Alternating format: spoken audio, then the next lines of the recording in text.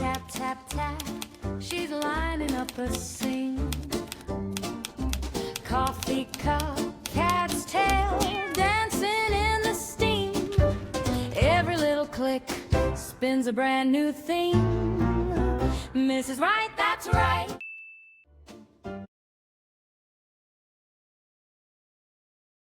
Hello, Emma. Hello. Welcome to the Mrs. Right podcast. Emma Woodhouse, author of 4 novels and 1 non-fiction so far, with more work in progress.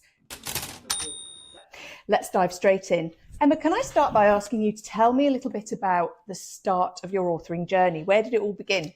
I suppose my sort of adult journey really started in earnest when I really desperately wanted to read a particular book, which was The Crimson Petal and the White by Michael Faber. It's a big, thick book, and it's written in the present tense. And I had not really been exposed to literature in the present tense. I'm a historical fiction kind of buff, and I spent a lot of time reading a lot of classics and a lot of, Daphne du Maurier, Charles Dickens, all the rest of it. So when I picked up that book, I desperately wanted to love it, and I couldn't get to grips with the tense. So I decided that I would like to write something in the present tense, and then I would learn to love it. It's very convoluted, a very geeky story, to be fair. I would learn to love it, and then I would learn, and then I would read the book, and I would love the book. So I started to write something that I was attempting to make a little bit Dickensian. I write in the Victorian era. I'm very sort of entrenched in the Victorian era, so something a bit Dickensian, but in the present tense. And I wrote probably 7,000 words, and then I'm a teacher, so life got in the way, put it to one side, got on with life. And then COVID hit, and I thought I'm never going to have this time again. We worked at school 2 weeks on, 2 weeks out, so that if we caught COVID in the 2 weeks we were there, we could come home and recuperate. We had 2 weeks and then we could go back in.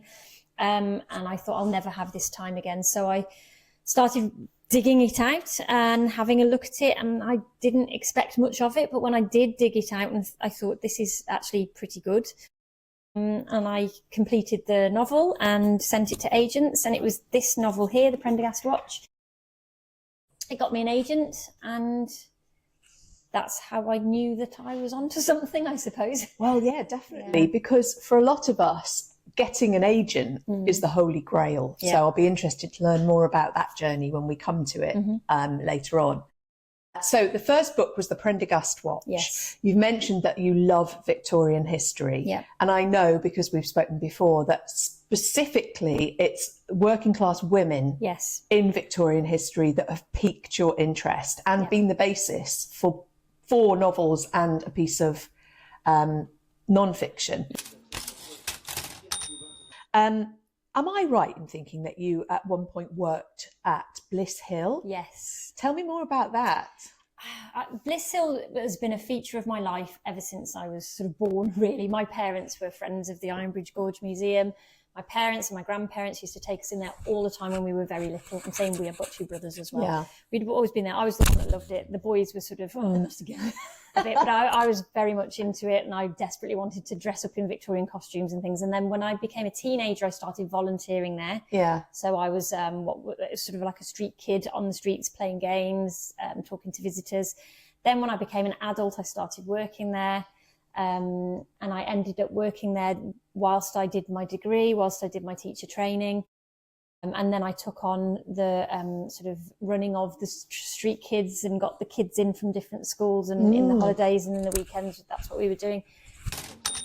Some of my favourite memories are sitting in the chemist shop in Blist Hill, reading the books that would, sort of were part of my degree. And I can remember sitting there one night behind the counter, and it was a winter, got very dark very early, and there was fog outside. And I just thought, imagine if there was a carriage with horses going past, and it was just beautiful. And and so that's really, I think, a massive sort of instigator in my Victorian obsession. I can completely get that. So for context, Emma and I both live in, for those of you who don't know the UK well, we both live in a county called Shropshire, and that's where Blist Hill is. And it's one of those places where you go and essentially you see and feel what life would have been like in the Victorian times in that part of the country. Rolling green hills, it's countryside, it's sheep and lambs. And it's also actually, really interestingly, the seat of industry from those times. Absolutely. That are being described in the books that Emma has written. I'd love to hear more about them, you know, the order in which you wrote them, what the inspiration was, and where you are so far, and then where next. It's a messy story of a non-chronological obsession with various things. And it's going to get messy, but I'll give it a go. So go for it. So I wrote the Prendergast Watch. We can always edit. You're going to need to edit. So I wrote the Prendergast Watch, and in the Prendergast Watch, we jump from a few different characters and their stories intermingle and all the rest of it. So I fell in love with these characters. They're all fictional. It's set in a fictional version of London. But I absolutely adored the characters. So I got so excited about these. And then, this book got me an agent. By the time this book had... What happens behind the scenes when you're a writer takes a long time. So I think I finished this in the sort of August. It was the December when I signed with the agent. So actually, in the grand scheme of things, this got me an agent really quickly. That's quite a quick turnaround. But by that point, I'd already started writing the prequel to this because there's some nasty, gnarled old characters in this that I wanted to know what they were like when they were younger and how they got to be so nasty and old and gnarled. Yeah. So I wrote a prequel, and then I started writing, haven't finished it yet, a sequel to the prequel. So it's a bit like Star Wars. One day, hopefully, there will be 3 of these, and this is the first one, but then there's a prequel. They're part of your life. They're a massive your friends and family, don't they? Yeah, absolutely. They really, really do. Sorry, tell me more. However, my agent wasn't interested in my prequel or my... She wanted something else, and some of the advice that I was given was write with a female main character. The advice was many readers of historical fiction are women, therefore write a fictional main character. Yeah. So then I started writing this book as well. And this book is set in London, and my main character is called Flora, and Flora is down on her luck. And I was looking for something true for Flora to interact with, maybe a suffrage movement, maybe an art exhibition. I just wanted some real history because the Prendergast Watch is completely fictional. And I went onto the British newspaper archives, discovered a lady called Mary Carr. This was back in 2020, I think, when I discovered her first in the newspaper archives. And I thought, she's got to be her, she's brilliant. She was a gang leader. So I wrote her into this book, and Flora has an adventure. She ends up being sort of brought into the gang, but it's awful and she needs to leave, and it's very hard to leave a gang once you're in a gang and somebody's murdering gang members, and there's a lot of things going on and it's all very dark. I found Mary Carr and just thought she was amazing, and then I couldn't say goodbye to Mary Carr after writing this. So I did a lot of research on Mary Carr, and I wrote this novel of her life, which my agent was not interested in the slightest. Wow. She'd decided, the advice I was given at that point was that after COVID, people wanted more localized stories, and I also wanted a more localized story. So this one my agent had nothing to do with. And I said to her, well, I've discovered in the newspaper archive something local to me, which I would like to write about. And I'm kind of a bit sick of writing about London now anyway. I'd like to write something local. She said, oh, tell me about it. So I told her about it. She said, yes, write that. And I was going to anyway, because I'd find it so sort of alluring. The story was sort of just wonderful on my doorstep as well. I wouldn't have to keep going to London to look at places.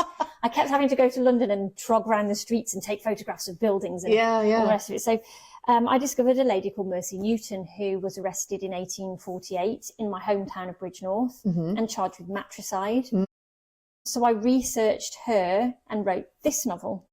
Mercy is that I've read Mercy. I've just recently finished it, and you forget when you're reading it that this is a true story, because you couldn't make it up for a start. And then when you do remember, you think, that's astonishing, absolutely astonishing, the things this woman went through. And also, you can't decide whether you love her or whether you think she's a baddie. Like, honestly, read this book. It is brilliantly written, and the characterization is unbelievable. But also the amount of research that must have gone into this. I wouldn't have even known where to start. Have you found any gravestones or anything of any of the real people? I know where she's buried. Wow. Yeah, I got in touch with the local council. She doesn't have a headstone. I do spend a lot of time in graveyards, walking around looking for graves of people that I've researched, and I knew which graveyard she was in, which cemetery she was in. Yeah. Could not find her at all. Found a different character that's in the book, definitely found him, couldn't find her. So I wrote to the local, well, I emailed, not wrote. We're Who modern writes these days? Well, you know, I'm still a Victorian. I did email. I managed to do that. I emailed the local council and asked where she was. Yeah. And they sent me a map of the cemetery with a highlighted plot that was hers. Very cool. So I was in the staff room at school when the email came back, and it was lunchtime, and a few people knew I was doing sort of books and writing things. Yeah. None of these books had been picked up by publishers at this point, so it was all a bit not hush on purpose, but just I didn't want to talk about it too much. And this email came through, and I sat in the staff room, and I looked at my phone. It's lunchtime, and I knew where she was buried, and I just went, oh! And then I knew I had to get out. As soon as the children left, I would have to get out of there and drive there. And I phoned my other half.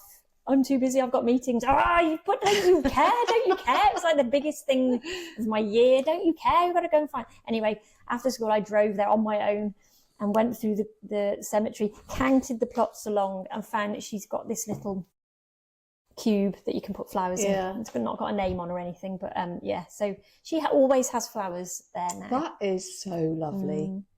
And when I was reading the book, I could see her very clearly in my own mind. And what I love about reading and about writing is that when you create a character, you know what she looks like. Yeah. But I bet if you and I were to create our versions of her, they'd be different. Yeah. But that's the beauty, isn't it, of reading versus seeing something on the screen where you're sort of being fed the visual info. So you're having to create and imagine a world for yourself using the author's words as your guide. And this created so much imagery for me because it was so brilliantly written. Thank you. Really, really enjoyed it. And we'll definitely be reading all of your other books to follow up on that, based on that fact. So you didn't really know Mercy in real life because she's been dead a long time. Yep. Do you have a really kind of clear image or sense of the woman in your creation of her for the book? Well, I was very lucky with both Mary and Mercy, and other women that are coming up in my writing future. Their histories have been forgotten, but at the time of their life and the major happenings in their life, they were nationally in all the newspapers. Wow. So I've got a lot of accounts of what Mary was like. I've got a lot of accounts of what Mercy was like, from witnesses, from relatives, from people who were interviewed in the newspapers. So those massively informed my version of her. And I do try to be as factual about them as possible, but in still a sort of novelistic way. Yeah. Because I've looked into ethics. I've very geekily looked into ethics of writing about dead people. A lot of people kind of question really good the points. Ethics. In case anybody else is writing about dead people, yes, what are the ethics? So my concern when I've been writing about the ladies is that I do write by them.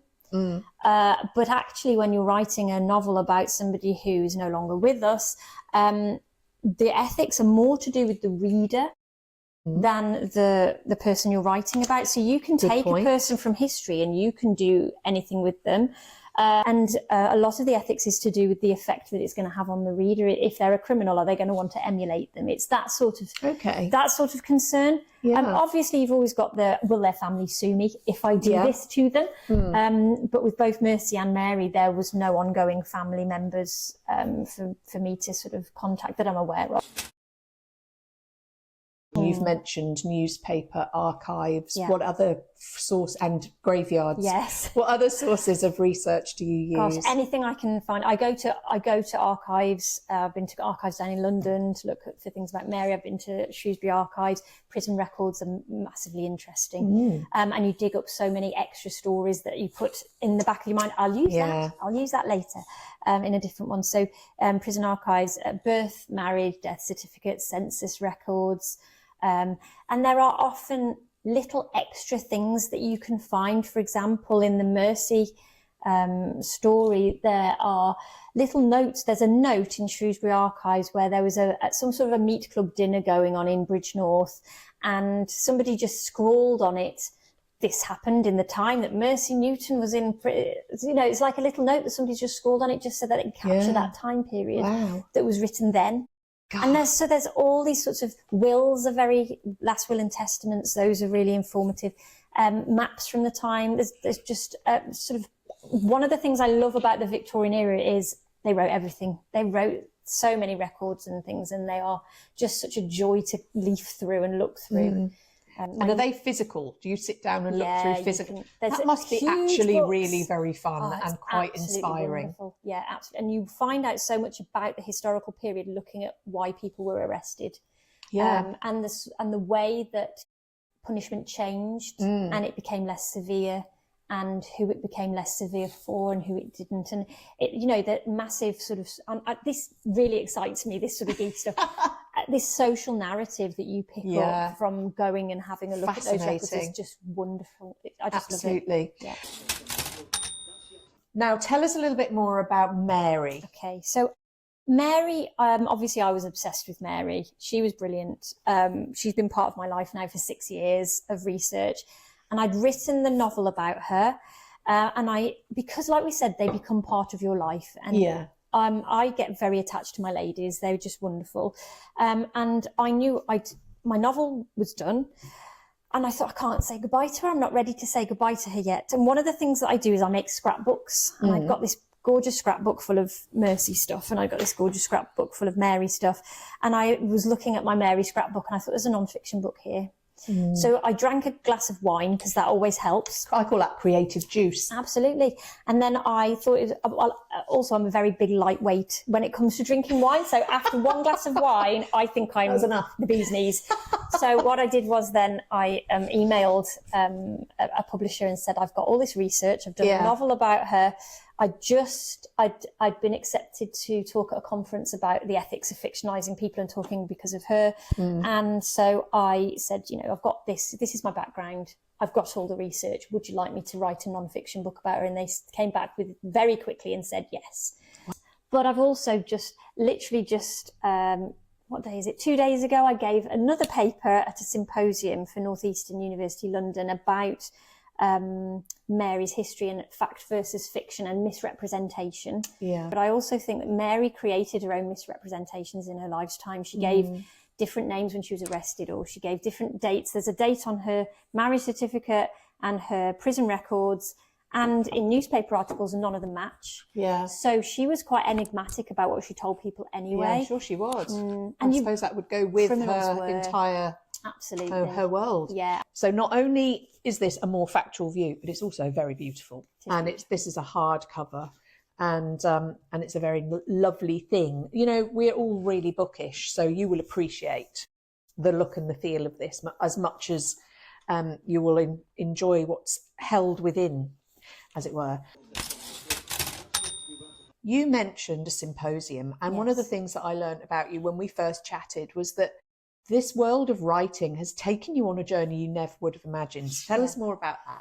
So my first journey was getting my agent. So as a very newbie kind of author, I thought, this is it. This is going to happen for me. I'm going to get picked up by a publisher. Oh my gosh, I've got this and that. And she was a wonderful agent. I learned so much from her, and she was from a very good agency. My 3 books with her, which were this one and this one and this one. So Mercy, Simple Twist of Fate and The Prendergast Watch. None of them got picked up by big publishers. So all 3 went out on sub. We had some feedback that said one of the publishers would have had one of them. I can't remember which one now, but they'd got the Theatre of Marvels coming out and they decided that the time period was too close to Okay. the time period of that one. Yeah. And so when my agent got married and they were having a baby and she was going to go off on maternity leave, she decided that any of her authors that did not have contracts, she was going to come back part-time. They would be free to move on. Yeah. And I also signed up for a master's in contemporary creative writing. And one of the lecturers got in touch with me and said, there's a call for papers because of the sort of stuff that you write. I think you should put a paper in. I've spoken on some academic things now. I've spoken at symposiums, spoken at the conference, spoken at the Wolverhampton Literary Festival back in February. And so it's taken me on this very academic course, which I wouldn't have gone on otherwise, and which I'm absolutely adoring. That's lovely. And the non-fiction book would never have happened if I hadn't lost my agent. Yeah. And I now have a contract for 3 more non-fiction books. Wow, congratulations. Thank you. That's amazing news. One of those is written and that comes out in November. The next one I'm nearly halfway through writing, which will come out in April, I think, next year. And I don't have a publication date for the other one because non-fiction is really different to writing fiction. You propose the idea and they say yes or no. Okay. And then you write it. Whereas with fiction, obviously, it's got to be written before. So I've got this, and because I love the research so much, my next non-fiction is about criminal women of Victorian London. It was an absolute joy to write because they were characters and they were wonderful. Yeah. And so, yeah, it's led me on all this academic and this non-fiction pathway. And yeah, I'd have made a lot more money if I'd have been picked up by a big publisher. I'd have had less control over the content of my books, and I wouldn't have I'm having 2 academic papers published now that I wouldn't have. That would never have been a thing. I wouldn't have been studying my MA, which finishes in the summer, and the non-fiction wouldn't have happened either. So a roller coaster ride of yeah. So I think for those of you who are listening who are thinking about writing, one of the things that I'm discovering personally and by talking to other authors is that there is a huge amount to be gained from the world of authoring beyond the financial reward, which most people I talk to would agree ain't great. So if you're going into this because you want to make a lot of money, I might suggest a different career. However, if you're going into this because you want to find something that fills your heart and helps you to connect with a community unlike any other, like literally, the community of authors is the most supportive and uncompetitive world I've ever been in. Like there's just none of that nonsense because there will never be enough books to satisfy everyone in the world. So there will always be a market for your writing. I've got 2 more questions about your writing. The first is, you seem to be prolific in terms of production. How long does it take you on average to take a book from genesis to publication? Because of my timeline, years. Each book has years and years of work into it. It might be that I've written a book. So for instance, I wrote The Prendergast Watch first. I finished it in 2020 and then it was published in 2025.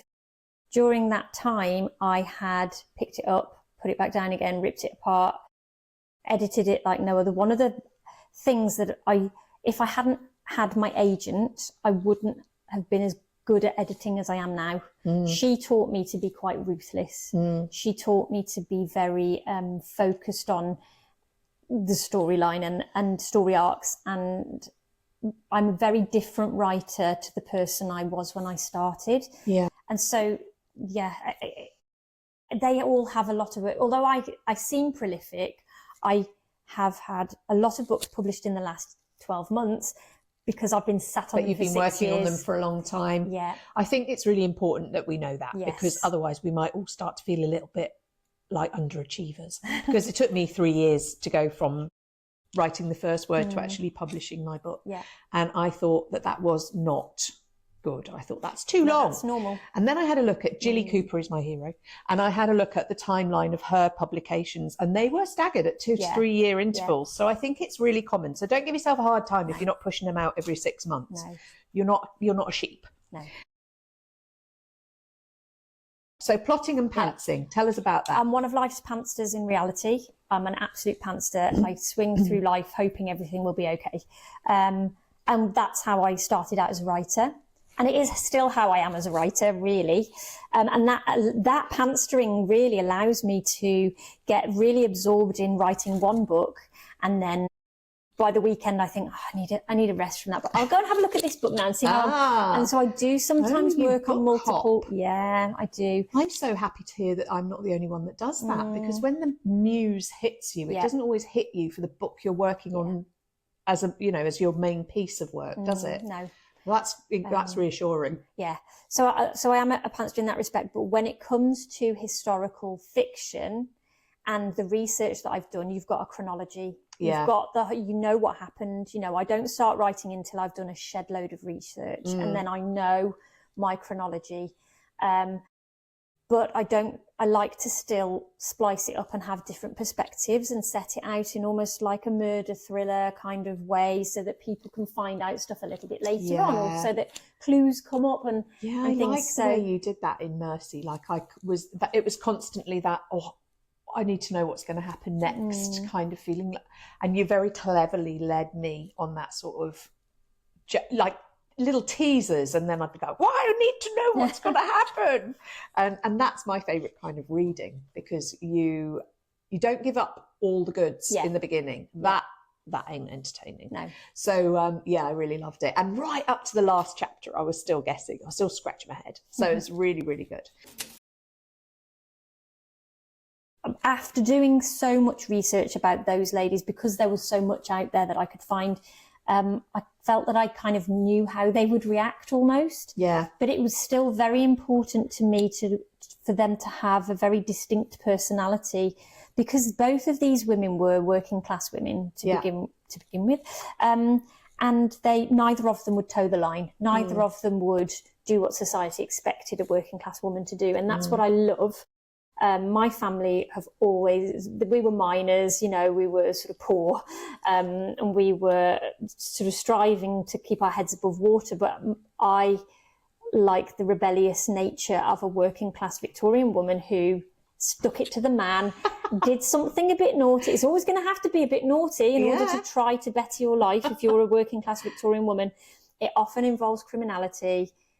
But they did it, and actually both Mercy and Mary made their lives better through their naughtiness, is essentially what it was. And that really drives me to find women whose stories still haven't massively been told, but who were not satisfied with their lot and able to rebel against it. Inspiring despite the fact, or possibly because of the fact, that they broke the rules. Yes. Especially in a time in history when rules were not made for the benefit of women, if we're honest. When you're not writing and you just want to relax, what do you read? Do you have a favourite historical fiction author? Oh, I love the classics. I love Daphne du Maurier. I love Dickens. There's a book called In Memoriam. I think it's by Alice Wynne. It's about gay soldiers in the Great War, and it was absolutely a different perspective to look at the war from. Yeah, and the fear that those men must have felt about their sexuality being discovered on top of what was going on around them. It was just mind-blowing. That book was astounding. Stuck with you. Yeah, absolutely. And I'm really glad you said that, because actually one of the purposes of this podcast is to introduce listeners to books and to authors that you might not otherwise think about reading. And certainly in the process of meeting these wonderful authors like Emma and talking them into coming on this podcast, I have discovered work that I would never have discovered. So I would never have found Mercy, let alone read Mercy. And actually, I am now reading a piece of historical fact-based fiction by another author that will be joining me on a podcast, which is also locally based. So suddenly I find myself with a whole new genre, because otherwise I tend to be that person who always orders the same thing on the menu, because I kind of can't be bothered and I get decision fatigue. So you're welcome. Here's something brand new you might not have tried before. And I can tell you that once you've read one, you're going to want to read all of them. So you've been through this process. You've had an agent. Yeah. You've published several books. You've written, you've edited, you've done all sorts of things. What advice do you wish you had had at the outset? When my first set of editing notes came back from my agent, because my agent was wonderful, taught me a lot about editing, I was quite shocked that she wanted me to alter stuff, or she wanted me to pull out part of a storyline that I thought was fully developed, or she wanted me to kind of visit this character a little bit more. And I think a lot of authors that I've spoken to who have had editing notes of a similar nature felt similarly that they felt that their piece was a completed piece. And then when they get their first editing notes, it can be quite a shock. And it can be almost like, you know, your heart falls. But what I learned as time went on was actually those editing notes started to get me quite excited, because what I saw was my story becoming greater than it had been before, more sort of focused. It's really hard. As an author, it is very hard to edit your own work successfully. Yeah, okay. A lot of people pay for editors. And when I first went into writing, I thought, I'm not ever going to pay for an editor. You know, I'm an educated lady. I've got a master's degree in education. I'm a teacher. I'll be fine. And actually, I still had a lot to learn. Yeah. And I've since done an editing course as well. And I think that really made me a lot stronger as an editor. It's massively important as well to share your work before you think it's completed, and ask people questions. Do you think you know enough about this character? Is this person annoying? You know, have I brought out this? So ask specific questions rather than just asking for generic feedback. If you say, is it any good? And your friend goes, yes, that's not helpful. It's nice, but it's not helpful. My mum, when I wrote this book, my mum was my first reader. Yeah. And she started picking, was this wallpaper around at this point? Yeah. Did they really, would this have been this price at this point? And at the beginning, when I was first writing it, I hadn't intended to be massively specific. Yeah. And she made me sit back. And first of all, I thought, he needs to shut up. And then after a while, I thought, you know what, this is good. I need solid gold feedback. Yeah, I need this. I need to make sure that I'm not talking cobblers at any point. I need to make sure that and so actually it went from she's very picky to this is brilliant, this is really good. Yeah. And more of that. I wanted more of that. And one of the things when I parted ways with my agent that I knew I would miss was that sort of editing feedback. And when I signed up for my MA in creative writing, I knew I would get more of that, and I knew I would miss it by that point. Yeah. So don't be afraid of feedback. You've got to embrace the feedback and listen to the feedback, because we don't know it all. Great advice. What would you say to somebody who was trying to decide whether to go into the query trenches and try and get themselves an agent and therefore a publisher versus just going for self-publishing? The thing about the traditional route is that it can take years and years. You could be waiting 5 years, you could be waiting 10 years. You've got to find an agent. You're not going to get trad published with a major or semi-major publisher without an agent.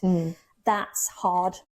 Each application has to be different as well. So every agent wants something slightly different. Yeah. You tailor what you send to them. Which takes a lot of time as well. So I think I sent off to about 33 different agents initially, and I knew I'd got to brace myself for rejection like I'd never faced rejection before. And so I had come up with a plan. Every time I get a rejection, I'm going to send it to 2 more agents. That was my plan. So I got a rejection, sent it to 2 agents, got another rejection, sent it to 2 more. Got a full request, so I sent my full off to that agent. Got another rejection, sent it to 2 more. Another rejection, sent it to 2 more. Got a full request, sent that one off. And then the first full person came back and said, I'm interested. Can you tweak it? Can you do this? And I said, why? Do you want to be my agent? Sort of thing.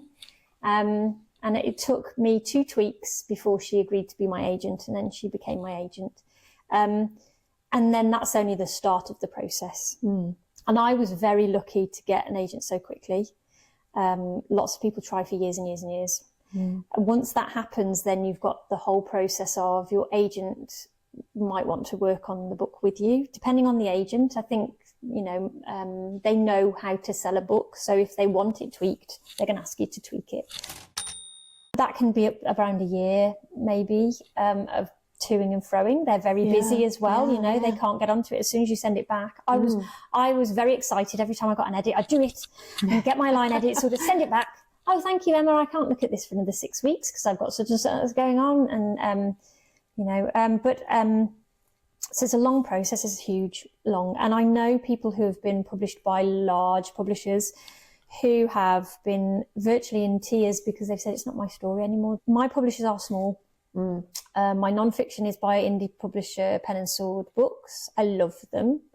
I won't get a massive return necessarily on what I've written, but I absolutely adore the covers, and they are so good at me saying, I really want to write about this. Can I write a book about this? And they go, yes.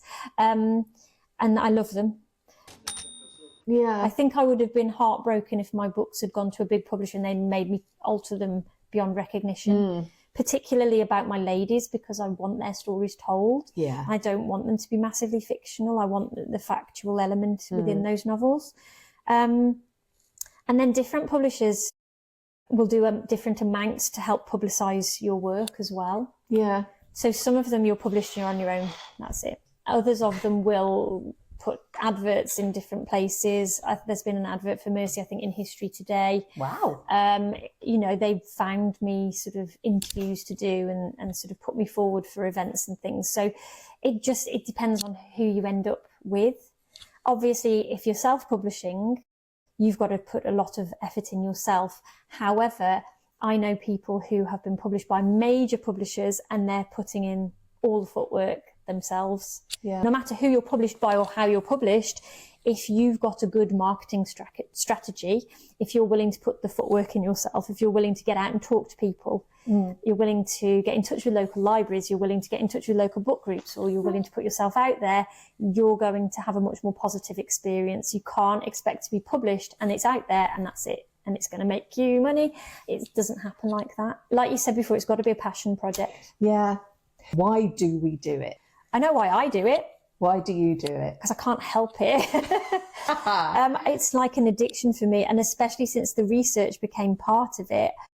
I want to know. I'm actively always looking for women I can write about. I've got another novel coming out in September about a lady from Much Wenlock in Shropshire. That tells her story. I'm currently writing, I'm going to use part of it for my dissertation for my MA, but I'm currently writing another novel about another lady. I've got another one waiting in the wings that I've written an academic paper about, who is another local lady that I really want to write about as well. So I'm kind of constantly looking now. Yeah. My other half, he's now my husband. At the time he was my boyfriend, walking along, walking the dogs. I'd be talking at him about Mary or Mercy. He'd be probably rolling his eyes. That was it, really. Now I get to talk to rooms full of people about my ladies, and they love my ladies like I do. Yeah. And that's just magical for me. You've immortalised them. You've given them back life, and they now exist again through your words. And that's something really special, isn't it? To have achieved. I just love it, yeah. This is my last sensible, serious question, and then we're going to go into some frivolity. Okay.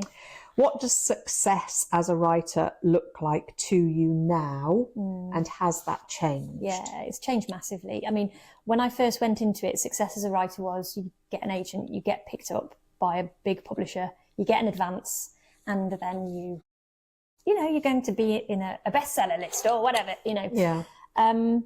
And when I parted ways with my agent, I had to start to learn differently. For me now, success as a writer, I've had to think long and hard about this. And I've had to think long and hard about what I want from my work and who I am and what life is to me almost.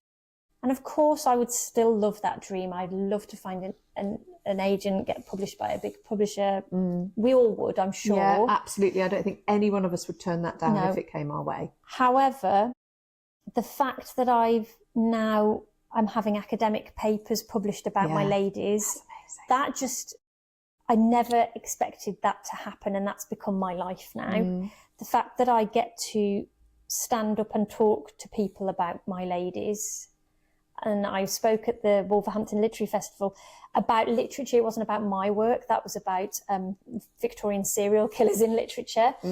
But the fact that I get to utilise my love of literature, my love of historical literature, and the fact that I have quite a lot of control over my books and where I'm going, I wouldn't have that control with the big publisher. So although my work's not going to be widely known and it's never going to be in the New York Times bestsellers list, my mercy was in the Burway Books bookshop in Church Stretton bestseller list. Well, hey! Yes, along with big titles. And That's you know awesome. what? That is actually really cool. A beautiful indie bookshop. Yeah. And my mercy was in their top 20. Oh, that's brilliant, Emma. You know, for me, I feel my roots really strongly in Shropshire, and I feel my roots as a working class. I know I'm a teacher now and all that. I feel my roots as a working class person. I've worked up from being a single parent on benefits at the age of 18 to being now where I am. And I feel such a strong link to my ladies, and such a strong link to an indie movement, really. Yeah. I think for me to have been taken up by a traditional publisher and, made lots of money from it almost isn't the trajectory of my life. My life has been a struggle to get to where I am, and I don't feel that would have been a real true to life ending almost for me as a writer. I feel like sense. I am a grafter, and I feel like it's gonna still be a graft for me, and I've kind of come to appreciate that, but appreciate the trajectories it's now sending me on as well. So I think that appreciation and that gratitude for where we are and how we got here is something that's really massive for me. Yeah. And as I said earlier, I think that the indie movement is interesting because it does feel like a tribe, like a bit of a community, and we're really cheerleading each other all the time. So one piece of advice you'd give to somebody who wants to write? Don't do it for money.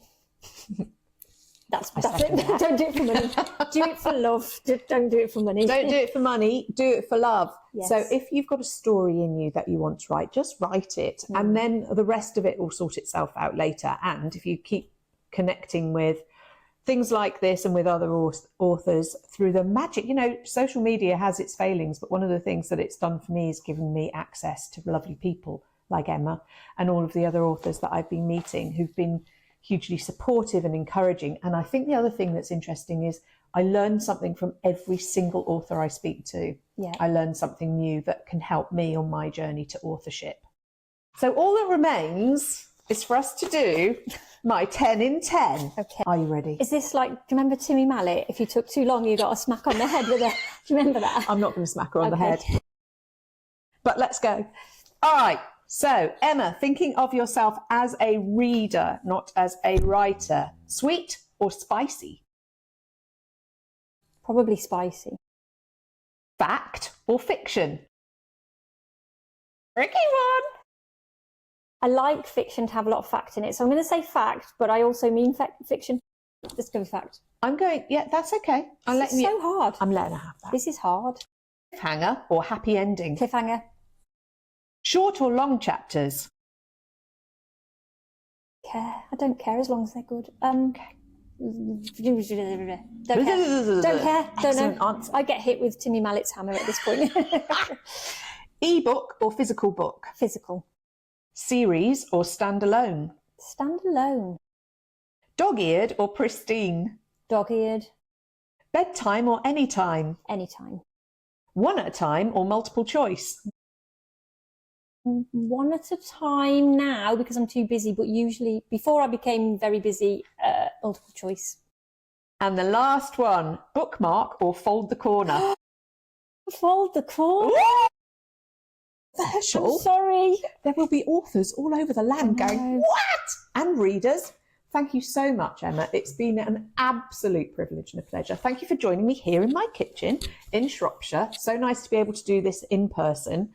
And I will put in the comments access to your books, to your social media, and a little bit of blurb about you so that everybody can find these amazing books and get started on them. And of course, the good news is there are yet more to come. It's been a privilege and a pleasure. Thank you so much for joining me on the Mrs. Wright podcast. That'll do. Right. Coffee cup, cat's tail, dancing in the steam. Every little click spins a brand new theme. Mrs. Wright, that's right.